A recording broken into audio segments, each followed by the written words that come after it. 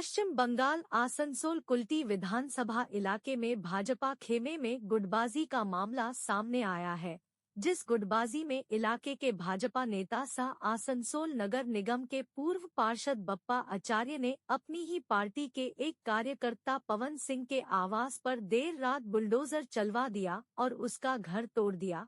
पवन सिंह का कसूर केवल इतना था कि उसने रात को शराब पीकर पार्टी कार्यालय गया था, जहां कार्यालय में बैठे बप्पा आचार्य के साथ उसकी पहले तो कहां सुनी हुई, जिसके बाद मामला तू मैं पर आ गई और देखते ही देखते दोनों के बीच हाथापाई की स्थिति बन गई।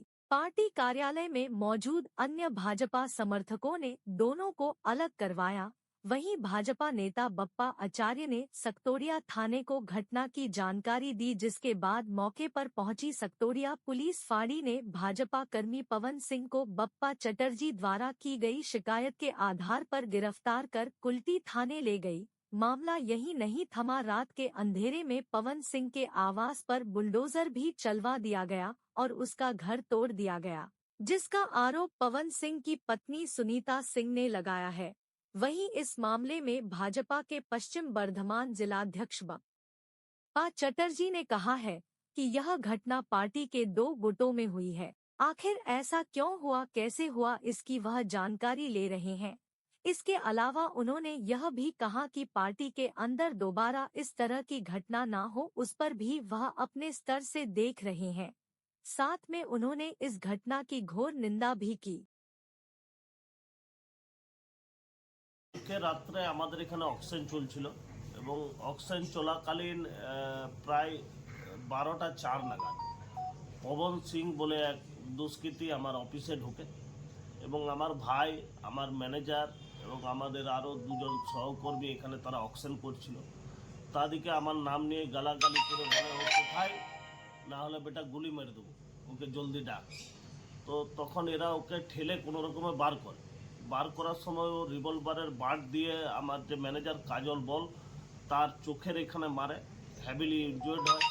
ও তারপর ইট পাথর দিয়ে আমাদের আরও 2টো ছেলেকে ইনজুর্ড করে এবং ইনজুর্ড করার পরে যখন ওরা কোনো রকমে বন্দুক দেখে ভয় পেয়ে যায়, সাধারণ মানুষ ভয় খেয়ে গেছে, তখন কোনো রকমে বাইরে ঠেলে মেন গেট লক করে। মেন গেট লক করার সাথে সাথে ও অফিসের উপর পাথর দিয়ে হামলা শুরু করে এবং সেই মুহূর্তে পুলিশ এসে তাকে রেড হ্যান্ডে তুলে নিয়ে যায়। দেখা যাচ্ছে বাপ্পা আচার্যের সাথে আমার হাজব্যান্ডের রাতে ঝামেলা হয়েছিল।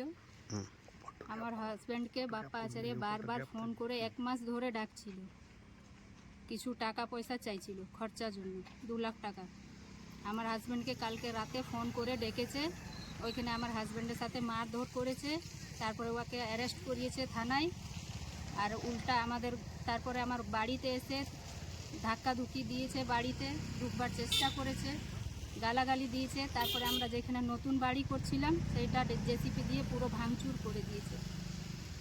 আপনার এই সকাল সকাল এসে দেখা হচ্ছে এখানে পুরো ঘর ভেঙে দিয়েছে, এটা কি, এটা আপনারা কি দেখছেন? এটা দেখুন, আমার মনে হয় আমি যা কাল রাতটা আমি দেখলাম, রাত 11:30 12টা নাগাদ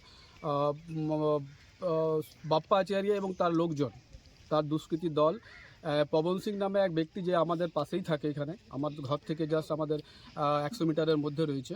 তো তারা প্রথমে এসে এখানে হাতুড়ি রড নিয়ে ঘরকে ভাঙার চেষ্টা করছিল এবং যেহেতু ঘরটা প্রচুর মজবুত এবং তার পবন সিংয়ের তার ওয়াইফ, তার কাছ থেকে শুনলাম যে এটা খুব মজবুত হয়েছে এবং 22 পিলার দিয়ে ঘরটা বানানো হচ্ছিল। তো তখন তারা এইভাবে হাতুড়ি নিয়ে ভাঙতে চেষ্টা করছে কিন্তু পারেনি। পরে আবার রাত প্রায় 2টো নাগাদ তারা জেসিপি নিয়ে এসে পরে ঘরটাকে এবং তার সাথে 22 জন দুষ্কৃতীকে নিয়ে এসে ঘরটাকে ভাঙা হয়। তো যেভাবে ঘরটাকে তারা ভাঙিয়েছে এবং যেভাবে দুষ্কৃতী কাণ্ড করছে তাতে সত্যি খুব বেদনাদায়ক এবং খুবই খারাপ। গুন্ডাগিরি এখানে তারা বরাবর সব জায়গায় ছড়িয়ে পড়েছে, এটা কোনোভাবে মানা যাবে না। আর একজনের ঘরকে, মানুষ তো ঘর তৈরি করতে পারে না, কিন্তু তারা ঘরটা ভেঙে দিচ্ছে। এভাবে কাণ্ড কারখানা এখানে তারা চালাচ্ছে, একদম দুষ্কৃতীর মতো, ডাকাতের মতো।